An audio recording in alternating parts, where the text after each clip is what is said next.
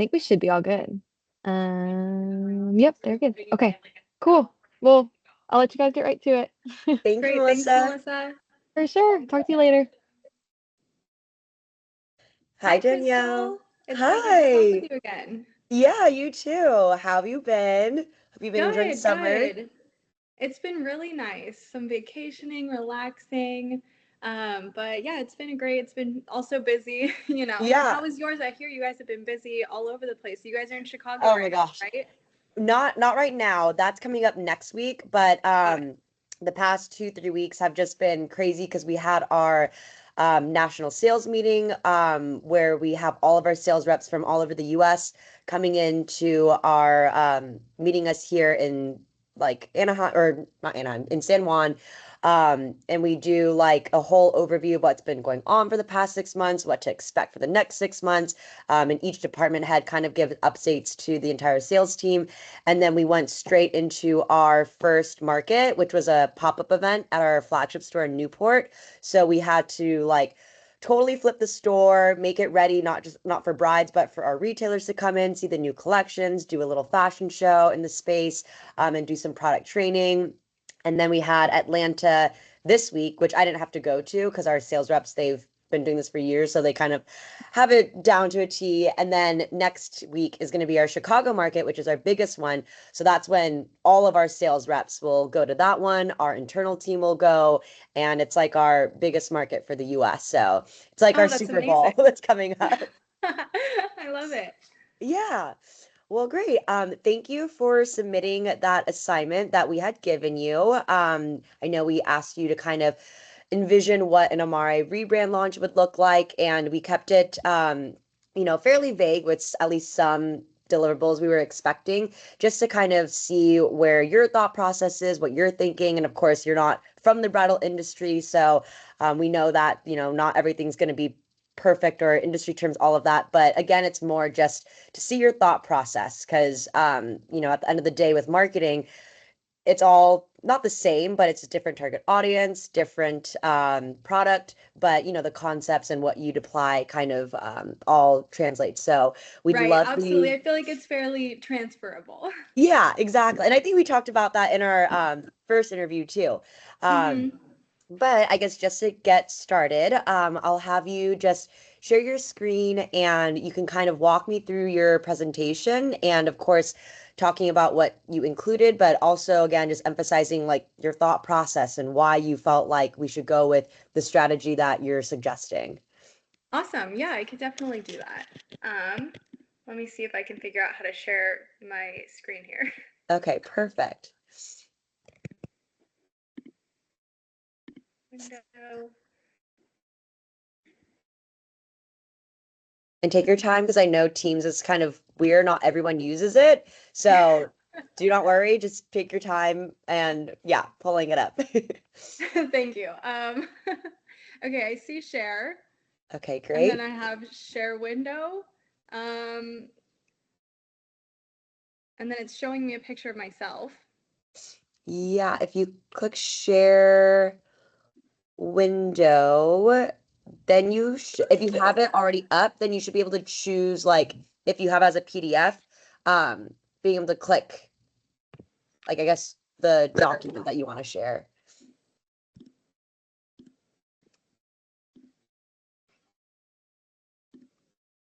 Okay, let's see. Wait, the share button is actually not doing anything right now. Hold on, I'm gonna try to refresh. So if it like disconnects me for a second, that's No why. worries, no worries.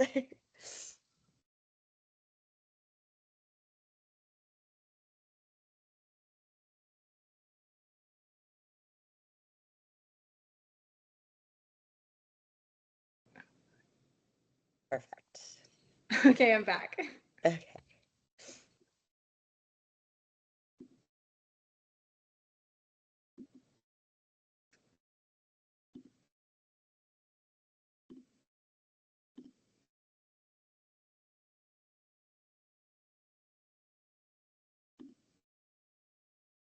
Okay, can you see this?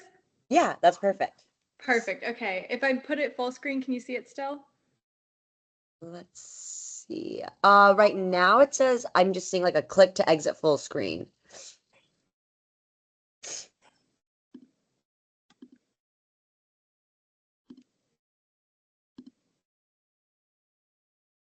Oh, there we go. Yep, I can see it. Awesome.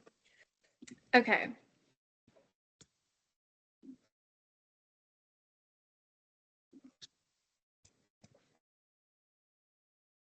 Okay, so looking at obviously our table of contents is what was really outlined in the document. So we've got our relaunch strategy, our visual mood board, and our social media campaign.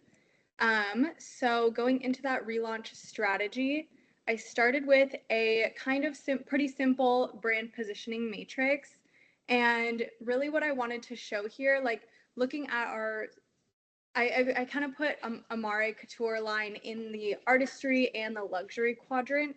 So on that x-axis, I emphasized our handcrafted designs and the artisanal aspect that kind of differentiates us from brands that are seen farther left on the axis, those brands being a little bit more off the rack, less customizable to the bride, etc. And then on that y-axis, I focused on positioning us as like the higher end, but definitely still seeing that there are some brands that are a little bit higher on that luxury scale. This was kind of strategic because looking at like the luxurious, tasteful scale, I was wanting it to feel like Amare is a really high luxury option, but a little bit more attainable than some of those prominent fashion houses or the ultra luxury brands that may be super exclusive or really expensive and kind of out of reach for a lot of people. So overall, the location positions us as kind of a high-end and luxurious option, but maybe a little less intimidating or more attainable for than some of the other really exclusive brands. So we're offering that handcrafted custom experience, but making it a little bit more accessible. And Also, it stopped sharing your screen. I'm not sure if it stopped. Yeah, it stopped. Okay. I swear to God, technology, it's like great, but when we need it, It's like awesome, just but never it's not works. always. I know. Okay.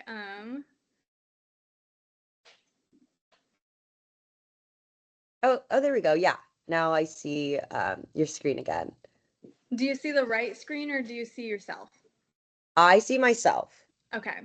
Then we'll go there. Do we see it now? Yes. Awesome. Okay. So Perfect. kind of going off of what the last slide showed and like reiterating that a little bit, I feel like Amare is really the meeting point of luxury with and accessibility in a way. So allowing brides who aren't the Kim Kardashians of the world to feel as though a high-end custom bridal gown experience is attainable. So kind of just reiterating that here. And we're looking at being more artisanal than some mass market luxury, more modern and design forward than traditional brands, and more customizable than the mid-tier, lower tier kind of off the rack brands. I am so sorry, my dog is barking. It's okay. I have a dog too, and we just moved, and he's not liking that he can see people walking by. oh, it's okay. That's just like my dog Kiki. I'm She's sorry about crazy. that. You're so fun. But getting us into the visual mood board here. So I really I wanted this mood board to represent like a modern romantic vision for the Casablanca bride. So I wanted it to really balance that timeless elegance and have a little bit of an editorial edge. I feel like it's rooted in emotion and movement and luxury, but it stays true to the sophistication that people would expect from a high-end bridal fashion company. I liked the structured silhouettes in these images I chose, the clean lines, rich fabrics, kind of speaking to almost like the return of like the heirloom inspired bridal fashion, but with like a more fresh, fashion forward styling. So that was kind of like the vision going into this. And then I like how the emotional storytelling element here really is shown through like the candid imagery and the soft lighting, as well as sort of the natural movement in some of the images. I think that speaks to like like the experience overall being bigger than just a gown. It's really capturing the romance and the way that the bride feels in the gown. So focusing on the details here as well. So in some of these images, like the one on the left with the pearls accents on the veil, I think that the details add a layer of texture and highlight the craftsmanship that goes into the making of the Casablanca bridal experience. Overall, I chose these images pretty strategically because they're more than just about the style, they're about emotion, and that's kind of what the goal is here. I think we really want to show future brides that Casablanca will really make them feel like a bride. And then going into our social media. So the overall key social content themes that I wrote down are looking at behind the scenes content, so the art of the gown, really showing off the craftsmanship that goes into the creation. So like looking at sketch to gown or like concept to inception transformations, even like what that process looks like in a way. I think that for the behind the scenes, some voiceovers or interviews with product designers on the inspiration for a specific piece or collection or details, whatever, could be really impactful. I also think that Real Brides in Amare is a really great content vein to go through. So showcasing how the look and concept really translate into that real life application and really giving the future brides the chance to envision themselves as in the gown on their own wedding day. Because I think there's a difference of like seeing a dress online versus seeing a dress in the application that you're using it in.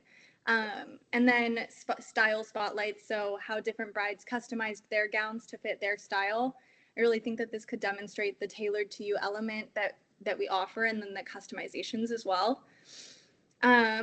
The next content theme that I looked at was gown close-ups and textural teases. I really, really like this because it emphasizes the fabric quality, attention to detail, and kind of like subtle opulence of the collection in a way, and really displaying that craftsmanship and the artisanal quality, I think is really important because that helps us stand out as a luxury brand, of course, as well as I think that like on a little bit like on a different level as just like a visual level, looking at like, for instance, an Instagram feed, like if you're looking at a page, I think that having some posts that are like maybe closer up of a veil or like some like detailed pieces, I think really integrate well and make it feel really well rounded.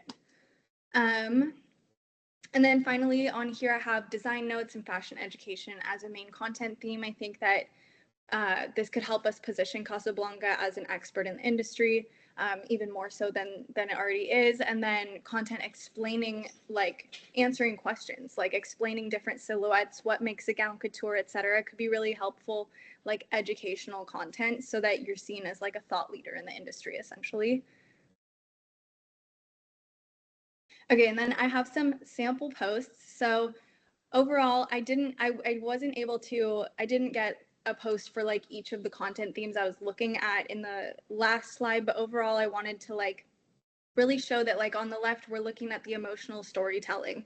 So that's like showing a real bride. And then we have the two in the middle that are kind of more focused on the style of the dress and like it could be a customizations or really about like how it's about your moment and how it's looking at the sophistication and the designs of the dress, which is obviously a very important piece of this.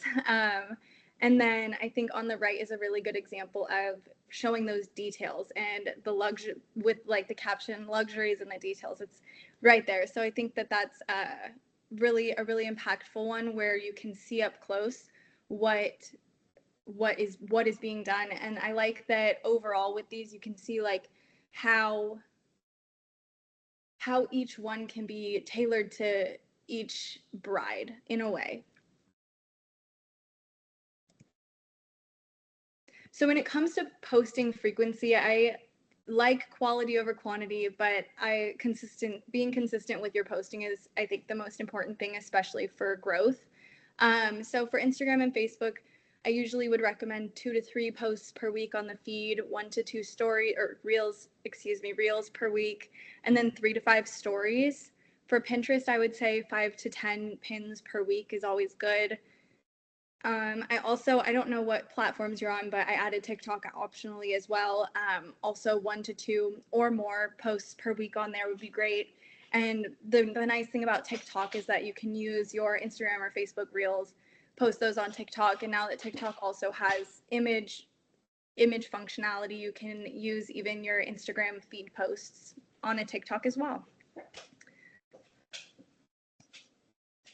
So getting into kind of the tone and engagement strategy here, I know that like the tone specifically, I know for sure wasn't really included in the document you guys sent over, but I feel like it's always an important thing to go over, even if I think the notes I put in here are pretty standard, but I feel like it's always important to kind of mention just that, you know, always using the right brand voice and tone. And especially, I know that I know that when we spoke last, you mentioned that we kind of want to refresh the brand voice and tone overall, feel a little bit more contemporary, a little bit less like chuggy. Yeah. I think is what we were saying last time. But yeah, so I mean, I made this note at the top. Obviously, we always want to be using the brand voice and tone when posting, commenting from brand's account, like in any capacity. And I think that to achieve our goal of feeling a little bit more contemporary, my first point here, avoid most trends. It's one that I go back and forth on, and I think it's really a brand by brand case. I think that it's interesting. I think that a lot of brands recently who might not be as culturally relevant these days have done a good job of kind of hopping on these crazy trends online and actually having it work out for them, even if it's not like a super like long-term plan. I wouldn't guess that it is, but it helps them kind of regain some relevance.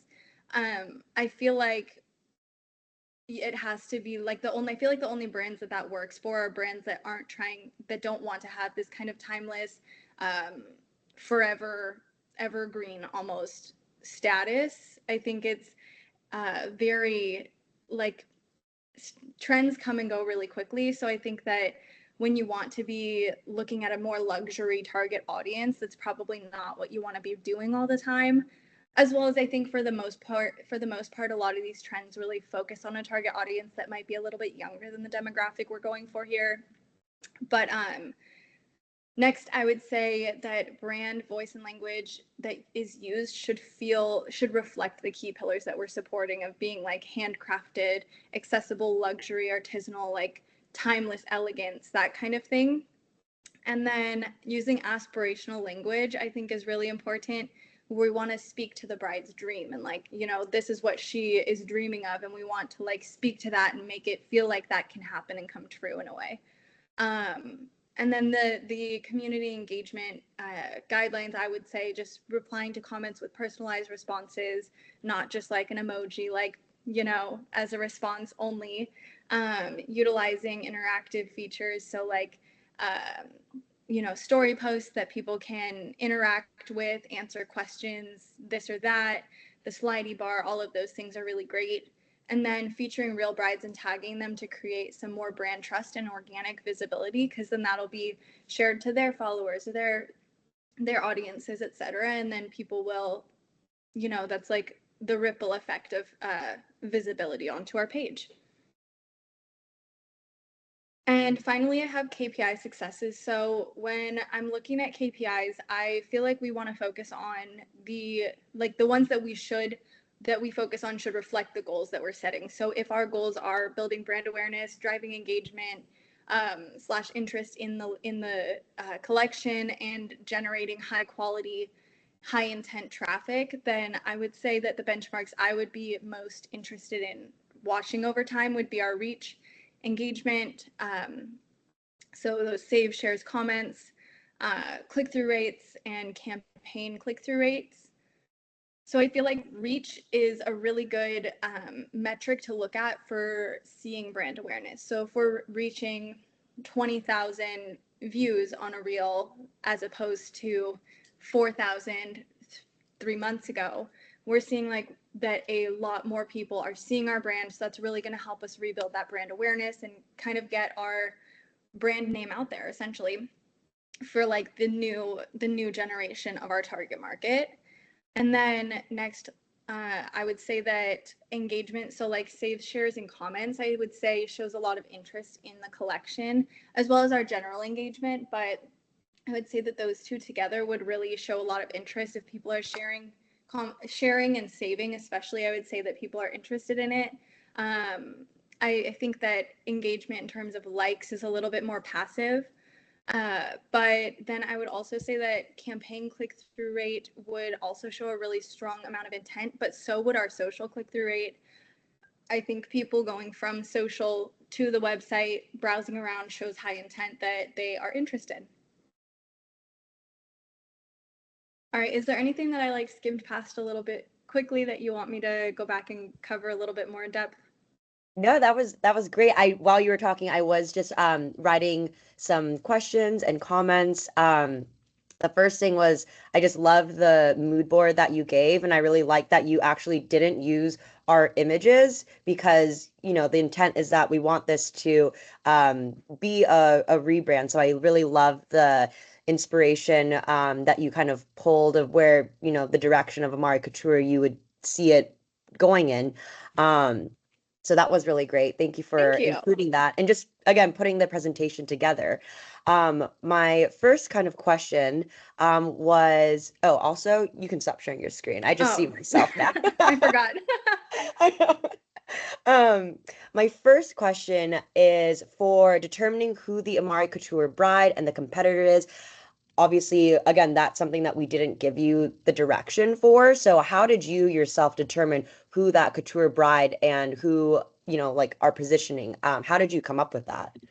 Yeah, I mean, a lot of it is kind of hypothetical, Yeah. in my opinion. I honestly just went through the website. I went through the Amar Couture side of the website and like I read almost all of like the copy on the website aside from like the descriptions of the actual products. And I kind of was trying to just get a feel for what the vibe that already is there is. And it felt really like high end luxury, but it also didn't feel like I'm trying to buy a dress from Versace or something, you know? Yeah. Yeah. So I was like, for me, like, I mean, as someone who wants to get married eventually, I was like, wow, these feel like really high end, and the customizable aspect of it and really makes it feel tailored to you. It feels like a more like in-depth, really like quintessentially bridal experience Hmm. that is less like maybe less highly exclusive than some of these other brands who is like, oh, you have to be someone, to either work with them, get a dress from them, or you have to have like a $5 bajillion net worth to afford.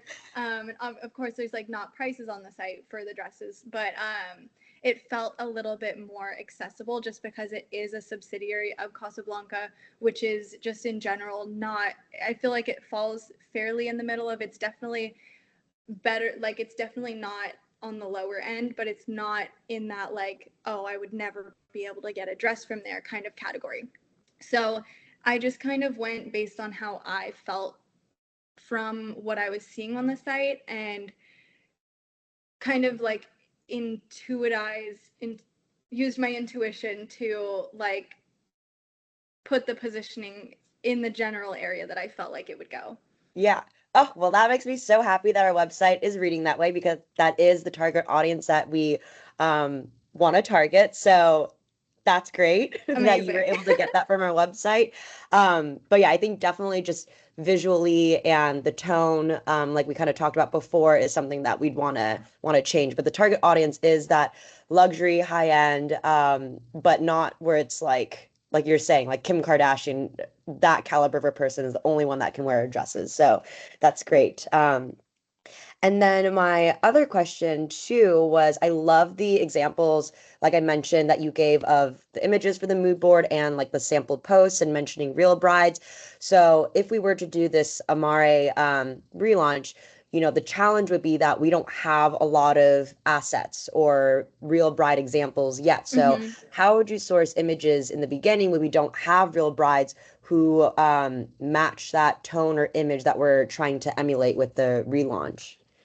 Yeah, I mean, I would start just by having like trying to get brides who are wearing the line to tag you in posts or even share some of their images, or but I would also say like that takes time. So I would also say like staging a photo shoot of a wedding or something like that would be a good idea. Something which is something that I've also done like on a much smaller scale for one of my good friends owns a company, and I've helped him a little bit with his social media, and we stage photo shoots for, he does like mobile Botox and I help him with that, but we Oh, stage cool. photo shoots for that all the time for his social content. And I've done that with him a few times, but I think that sometimes you just have to work with what you've got. And in these cases, like you don't have brides every day sending photos like, oh, look at me in my wedding dress that I got from you guys. Like, and I think that overall, when most people are posting their wedding photos, unless you're like famous, you're not usually tagging where you got your dress in your wedding photo. Yeah. But I think that maybe encouraging brides to do that would be a good option, but also like I mentioned, like uh, photo shoots would be a good opportunity to do that. And of course, you do photo shoots, but I think some that are staged as like a wedding would be awesome. Like, Yeah. yeah. Yeah, that's great. Yeah, we kind of have done some where like a photographer reaches out and they have a certain vision for a shoot, and we'll let them, borrow our dresses, and we'll get the images as kind of a trade off. So definitely that's something that we would want to do, but that requires coordination and making sure Yep. that the mood board, everything makes sense. So just want to make sure that's something that you would be able to help coordinate. And just seeing your mood board, I definitely think you have the right aesthetic and visual that we're trying to go for. So would definitely trust you with that. Thank you. Yeah. And I love that you kind of shared your photo shoot experience with your friend. Is there more that you can share with your photo shoot experience where you did it for like a campaign or like a formal editorial, if you have that experience?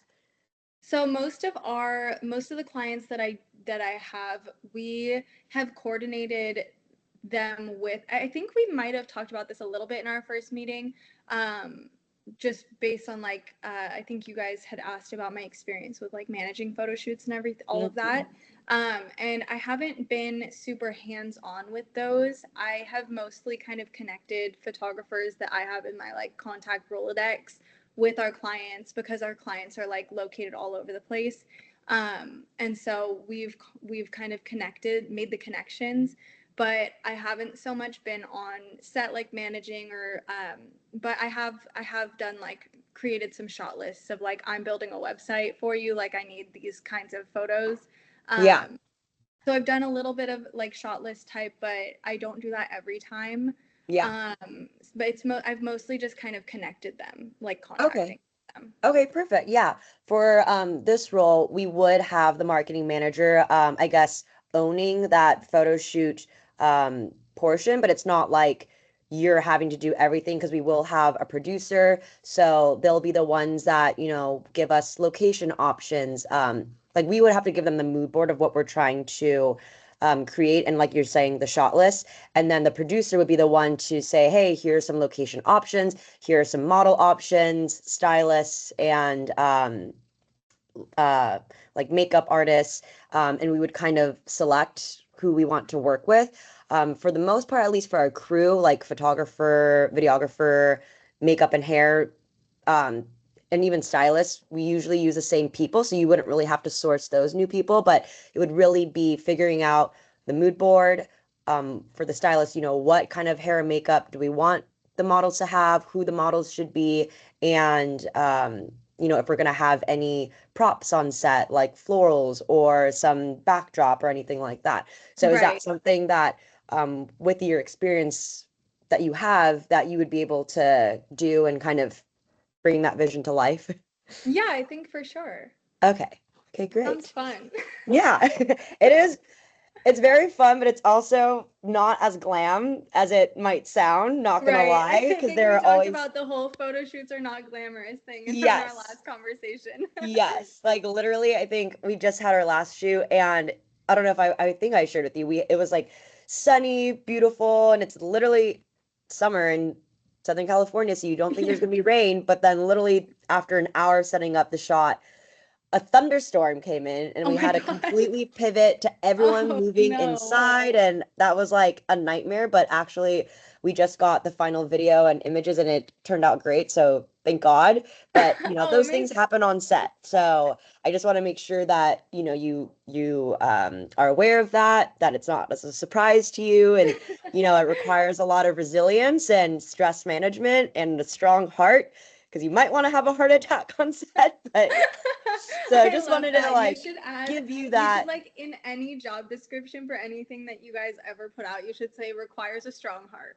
Yeah, quite literally. Like now me and our production manager, she used to be our marketing manager and got promoted to the product department, but whenever there's something bad that happens on set, we're just like, it's fine. It's fine. It's And fine. people are like, why are you so calm? Because it always just works out. It's There's gonna no work point out in regardless. stressing. So, Yeah, but for that's my everyone that's favorite new that attitude joins to in the, have in life. yeah, Like, but everyone that joins in don't the freak out beginning, too hard. It's gonna work out regardless. You're gonna figure it out. yeah, yeah. But a lot of people that join in the beginning, they're like, why are you not freaking out? You should be freaking out. And we're like, no, we can't. We can't. I We're don't have gonna time to freak out. Yeah, the energy that we're putting out is what we're gonna get back. But it is very like high paced, really crazy, especially because we have to do all of our product shots, but also getting editorial kind of like all at the same time, which is a little bit Right. unique. So that's just a challenge. And yeah, you will definitely learn that part of it. But I just again wanted to like properly warn you mentally for that. Um, I appreciate it. yes. Okay, great. My next question, um, oh yeah, for the social channels, so we do have a TikTok account. It's definitely something that we're growing in, and it's a challenge, like especially for brands, I think, to be on TikTok because it's not like Instagram where it's as formal and where brands are trying to Yep. be as polished and everything. And so I feel like a lot of the content that brands are posting on TikTok doesn't really resonate or hit with the audience. Like I think the only brand that I really think of immediately it's like Loewe. I feel like they do a really good job of still being exclusive and high end, but like still being kind of funny and relatable online on Yeah. TikTok at least. So um I don't know, like how would you differentiate the content between Instagram, because you can use the same videos, but how would you change it for TikTok if we are to post the same videos? Yeah, I think that for TikTok, I think that using the same videos, kind of like I mentioned in the presentation, is fine. I also think that for TikTok, people on TikTok, I feel like resonate more with things that feel more um, like person to person connection and like a little bit more lighthearted. And I think that like something like a behind the scenes would be great. Something like, you know, like I don't know if you've seen those videos of like literally people at work who like will walk around with a little mic and like talk to Yeah. their coworkers. Like that kind of thing is what really comes to mind when I'm thinking like brands on TikTok that are actually like kind of successful at it and doing social media well. I feel like honestly, the TikToks that do best are the ones that don't seem like they're trying that hard to be good. Mm-hmm. Um, so I feel like it's a much more casual platform, and I think it's a good place for users in the audience to kind of be able to get to know like who Casablanca is, like personality wise, so to speak. You Yeah. know, That's great. And then this is not a requirement, but are you comfortable being in front of the camera or talking to the camera? And again, not a requirement, yeah, just sure. curious. Oh, you are? I Okay, don't, great. yeah, I don't have a problem with that. Oh, okay, awesome. Have you ever done that before for your roles where you've had to like kind of what you're saying, like talking to coworkers or doing behind the scenes or anything like that? I haven't had to make them myself or be in them myself, but I have like coached some of like in my current role, since we are an agency for most of my clients, I work directly, like my point of contact would be their in-house marketing person. And so Okay. I'll like coach them through what they should do and like real scripts and TikTok scripts and like kind of like concepts and strategy there. Oh, great. Okay, perfect. Yeah, because for the most part, I'm trying to be more of like the face of the brand and even getting my dad involved. And thankfully, bless him for being so willing to do it with me, because not everyone wants to. But Yeah. I think, yeah, having someone who can coach us, or like you said, write the scripts or concepts, would be great. But, sometimes, we're busy or traveling or whatever, but we still want to continue that content. So if that's something that you're comfortable with, or we can ask, have a content creator, however we decide to structure the team, just wanted to put that out there. Yeah, absolutely. Another question that I had too.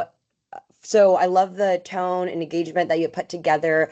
How would you, and I think we might have kind of talked about this last time too, but how do you actually like manage that? Because obviously we don't want to micromanage, and you're not going to be the one that's doing all the posting and all the engagement. You're going to have our in-house social media coordinator and freelance person who's creating our content. What are you doing to make sure that they are matching the tone that we want? Yeah, and I mean, as a manager in general, I don't like to micromanage at all, but I think that I would start by just like I would make sure that the people who are gonna be in that role where they are managing and actually the one like typing up these captions or the responses and whatever, I think that it would be good to have them in a conversation, or like, when we figure out the pillars of the personality of the refresh, to just really go over that, and like even have like I like to make brand guidelines for like everything I do, and whether that's a really expansive deck or it's like specifically just talking about tone and voice for social media and it's like one page. It's always nice, I think, to have. And then I always just like to be available, like if anyone ever had a question like, hey, do you think this matches, like I'm never going to be like, why are you asking me this? Yeah. You know? Like Okay, great. Yeah, because actually, like the sample post that you put together, let me pull that up. Yeah, like I love the sample post that you put together, and like I myself would know how to write like that, but my challenge has been, how do I communicate that to the team so that they can do this themselves also, and we're, teaching right. them how to fish and not just giving them the fish. So, Right. um, Are your I have so are your social media people, like specifically social media, are they also like kind of versed in copywriting or anything like that as well? yeah, actually, our social media coordinator, she started off as social media coordinator, but then her role expanded where she is copywriting. So she helps write all of our product descriptions. And whenever we get like a request from one of our media partners where they're saying, hey, I really want to do an interview with you guys, asking about, your last photo shoot, here's some questions, she'll draft up the responses, and then I go in and I'll edit them, or provide any changes. But yeah, so she is really good at copywriting. It is just my lack of skill of being able to give that direction and the brand guidelines, because Yeah. again, I don't know how to verbalize that or put it into It's words, because when I weird see that it I it's know it. so hard. It's weird that it's a really difficult thing. Like you're writing words and then you're like, I can't explain to another person how like I wrote this and it sounds right, but if you write it differently, it sounds wrong. Yeah, no, exactly. But So I I just think need that that them person who having knows. experience with copywriting helps a lot. In my experience, like people who are copywriters and are good copywriters, I mean, it might be different because coming from agency experience, agency copywriters have to be able to, look at a website or read a few example blogs and familiarize themselves with a brand pretty quickly to write content for that brand. And then they're using different voice and tone for all the different clients they work for. But I think in the same kind of vein as a copywriter, it typically comes pretty naturally to like understand that tone and the voice and everything. But it's Yeah. also, I think, something that just comes with a little bit of time. I think off the jump, once we make that transition, we would just want to take a little bit of time to be like working pretty collaboratively until it's like, oh, you've got this.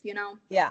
Okay, great. And yeah, so that's great that you worked with different copywriters, so you kind of know what the expectations would be, because again, like she does have copywriter or copywriting in her kind of job description, but she wasn't, I guess, officially like a copywriter before. She's a really good writer, so we've Right, given like she her doesn't that technically come from a responsibility. copywriting background. Exactly. So she would probably need that coaching and guidance Yeah. from the manager to, yeah, kind of emulate what we want. But that's great you have that experience and you know. Um, for the KPIs that you included, how did you kind of come up with what KPIs to include and what, like when you gave the certain percentages, how are you coming up with those numbers? Yeah, so I mean, I'll start with the percentages. The percentages that I look at vary kind of based on industry. I used the benchmarks actually, like a kind of combined variety of average of the benchmarks I use for a few of my different clients that I have in my current position that I felt like were the most transferable to this industry. So based on like the specific bridal industry, it might be slightly different, but I thought that this would be still pretty close to accurate numbers that I would think are pretty strong and healthy. In terms of like which KPIs I chose, I feel like again, I kind of hypothesized the goal there and kind of how I wrote on there, you know, the KPIs that I'm going to be focusing on are going to change based on what the goal is at hand. So like I think I put driving growth and brand awareness, engagement.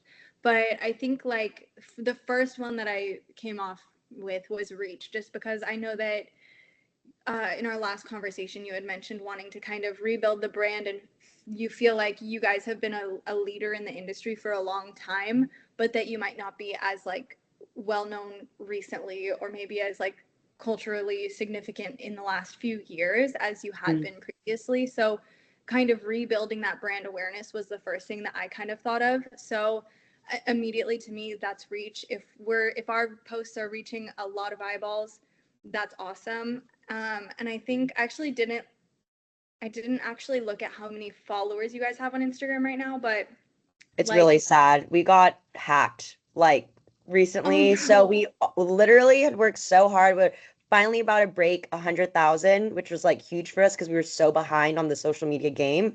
And then we got hacked and we got yeah, it Oh, sucked. that's the worst. I know. They sent us like an So, email saying if you want it back, you have to give X, Y, and Z. And they're like, thank you for your attention to this matter. And like, please respond. I was like, wow, they're being polite about like threatening us right now. But yeah, we haven't been able threatening. to get it back right now. Like literally, They're they were being like really polite polite. with their They threats. literally said please and thank you at the end. I'm like, at least I guess they have manners. But Oh my yeah, God, really politely threatening.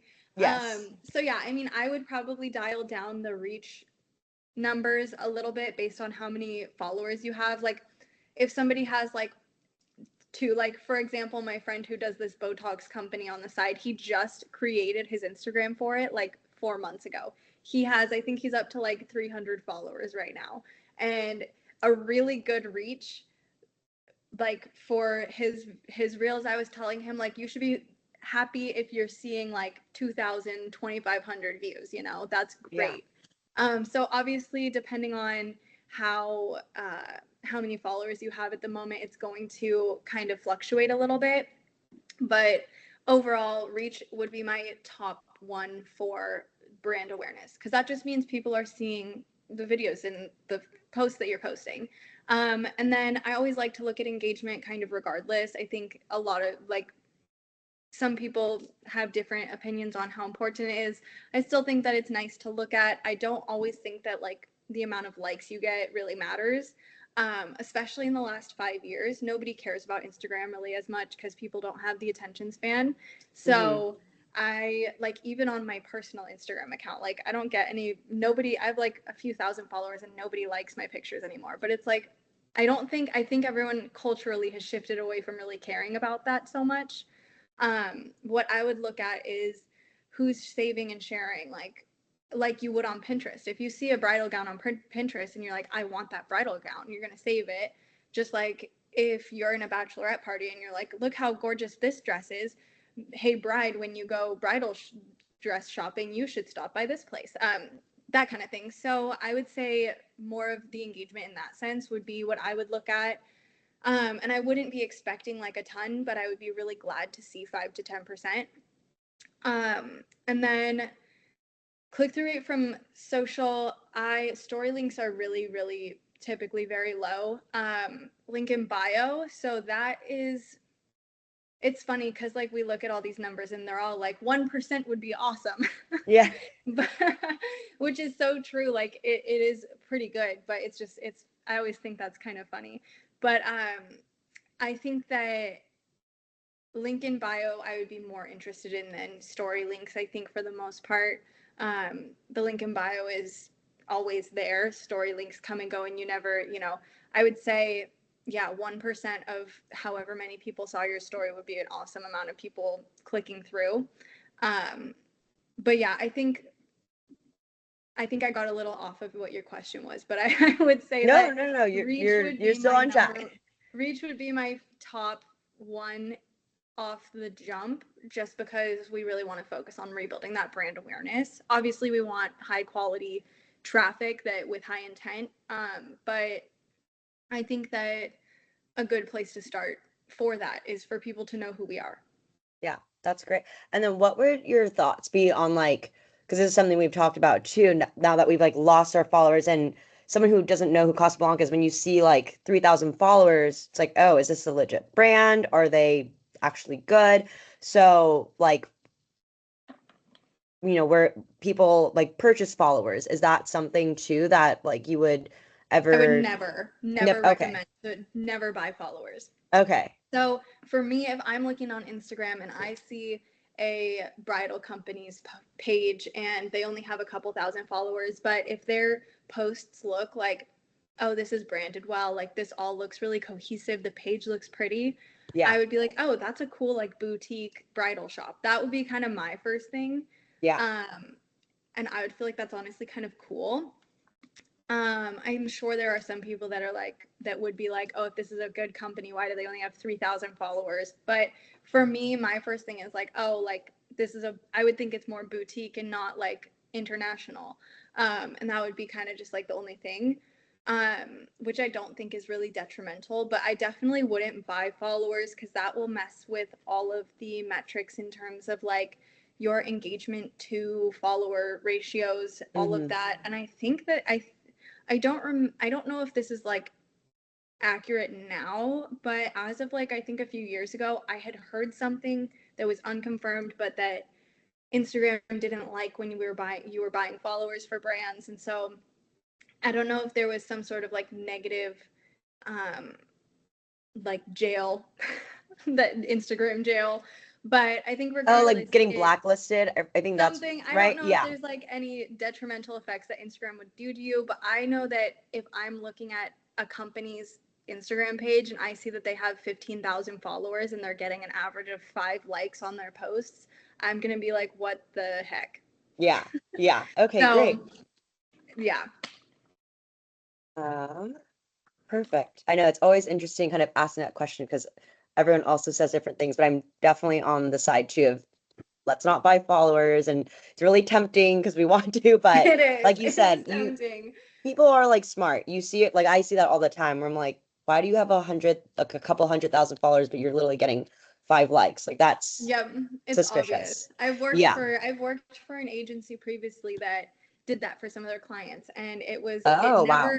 it never worked out well. It doesn't help. It didn't help like any of their actual numbers. Yeah. So like, why are you doing Yeah. that? Okay, that's great.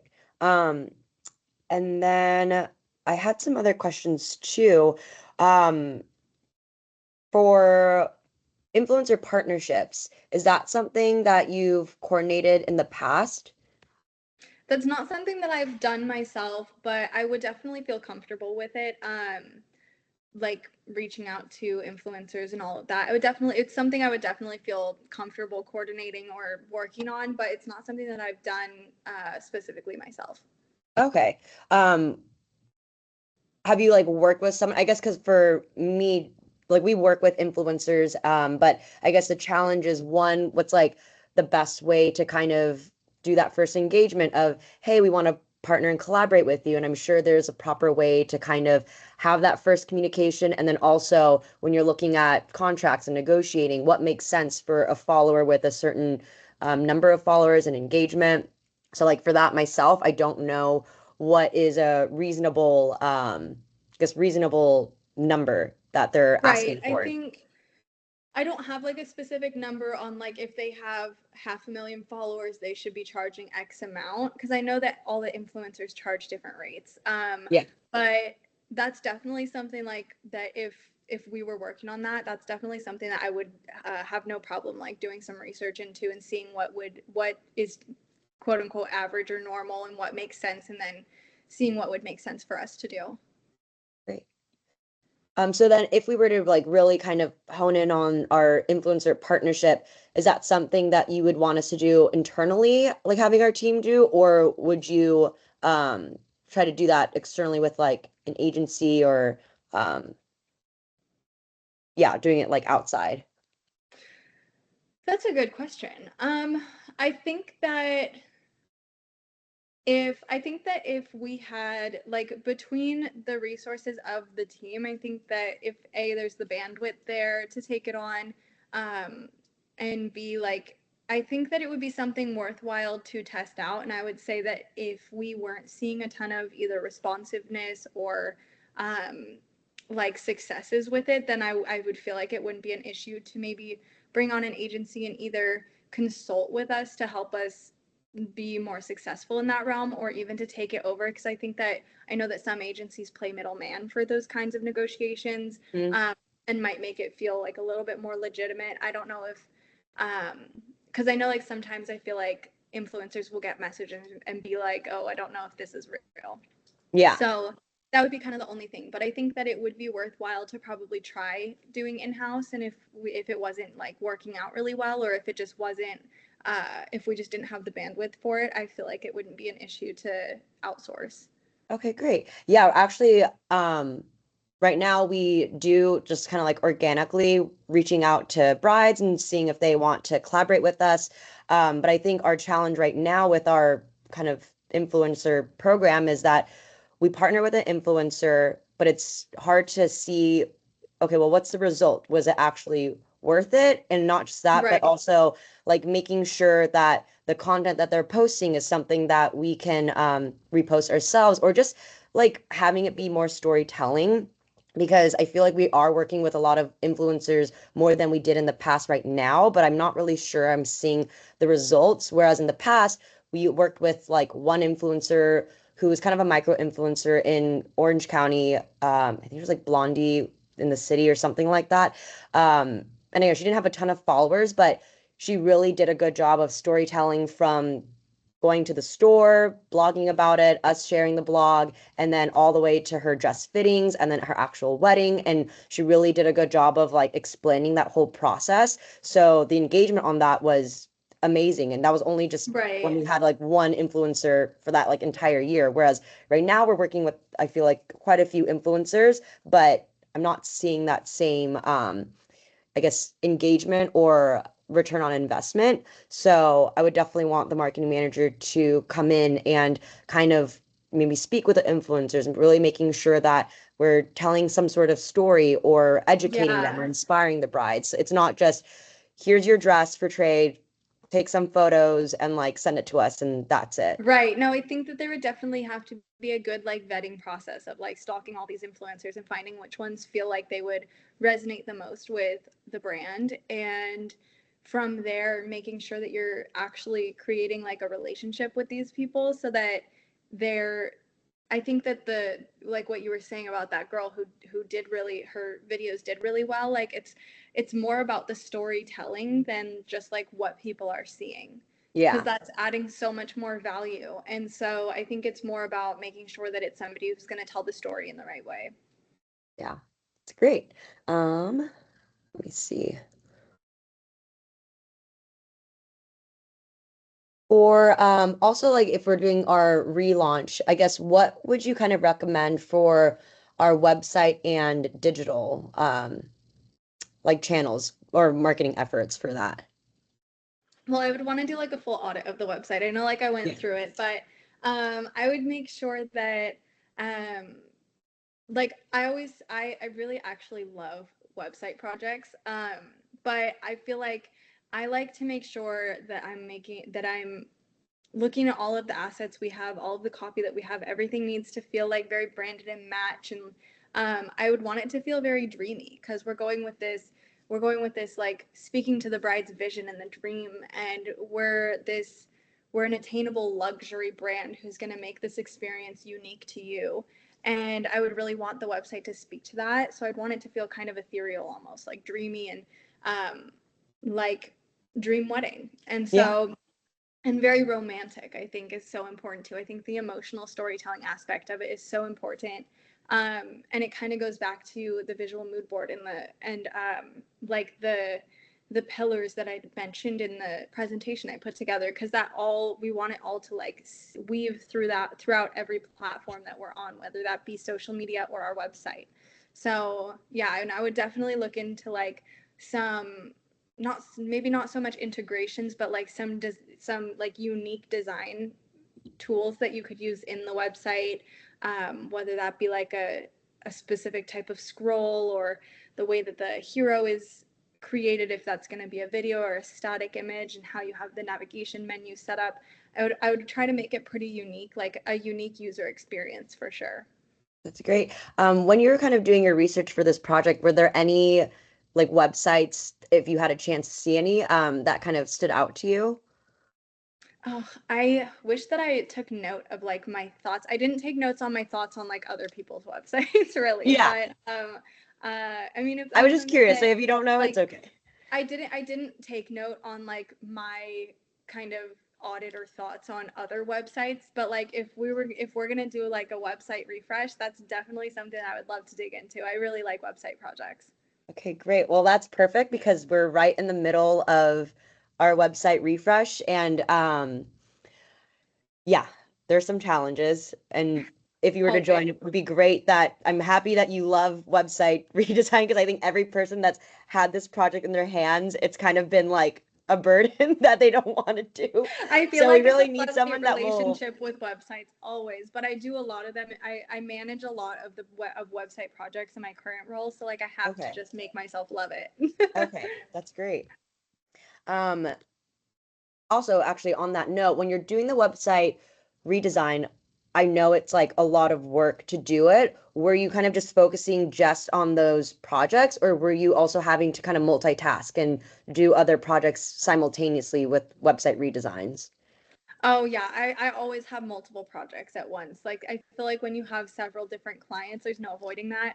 Yeah. Um, like I can't just call one client and say, "I'm sorry, I can't do any of your work today. I'm doing a website for another client." Like that's just, there's really no getting around it. So it's something that with website projects, I always kind of plan more time than I think I'll need to get it done. And I'm not like the only one that's working on it, of course, and I'm not actually the one developing it and like coding it, but I definitely have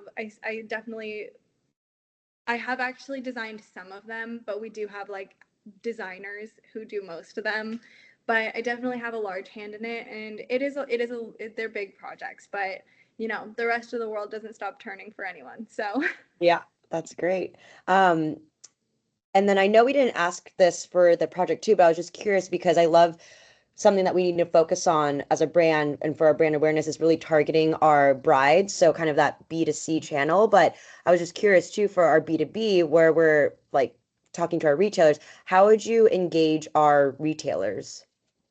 yeah, I mean, I would pitch them on the, I mean, if our line is doing well with brides, it's going to make retailers money, you know?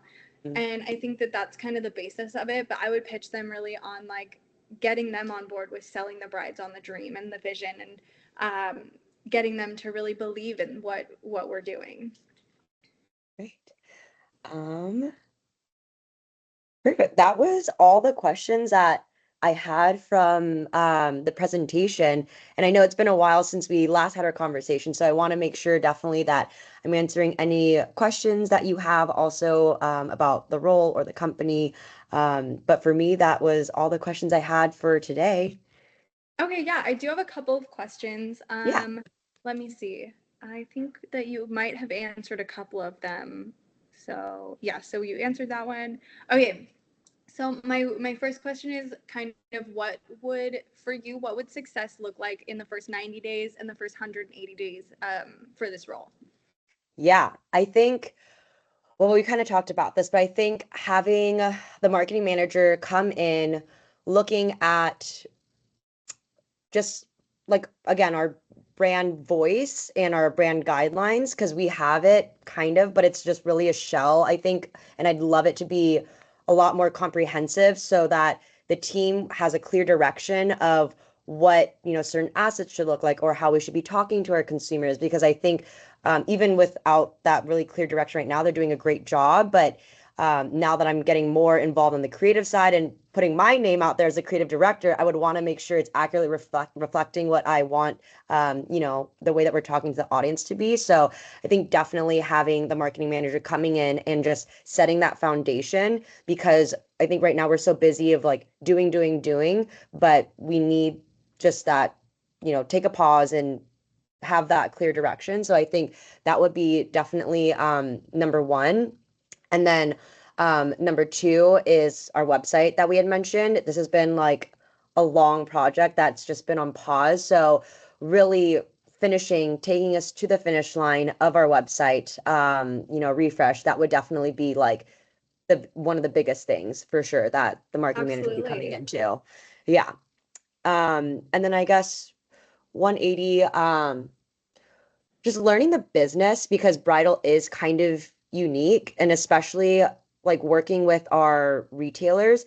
Um, we've always really focused on our kind of B2B marketing, really making sure that our retailers feel supported, that we're, giving them marketing support and just constantly communicating with them. And that's still going to be important. But the reason that we are falling behind compared to our competitors is because we aren't really talking to the brides as much as we should. And again, with that correct tone of voice that I think is engaging and compelling to them. So definitely making sure that we understand how can we still support our retailers with our B2B marketing, but now focusing on our B2C channels and really targeting our brides so that, like you're saying, like how you said earlier, that brides are calling stores saying, hey, I really want to try on Casablanca. And if they don't, then that retailer knows, oh my gosh, I'm getting so many calls for Casablanca. I need to carry you guys. Because Yeah. again, that's our challenge, that we're not targeting the brides as hard as we should, because people love Hmm. working with us. And we have competitors that people say, I really hate working with a designer because they're really difficult to work with. They don't offer a lot, or, all these different reasons, but brides are calling for them because their marketing is so strong. So they can't afford to lose them. Or there's some designers too that their marketing is so strong. So brides come into the store and they don't end up buying that designer, but they buy another dress. But that's helping, drive traffic to their store. So they're still Right. investing in that bridal line, even though they're not selling literally any of their dresses. They're still It's investing in that still line bringing people in the because, door. yeah, exactly. And like we even have someone on our sales manager, she came from that company, and she even said too, like, honestly, the dresses were not selling, but because of the marketing, it brought brides into the store, so they couldn't afford to lose this because they're seeing it more as a marketing investment. So that Yep. would be the It's like goal, to like get to that point.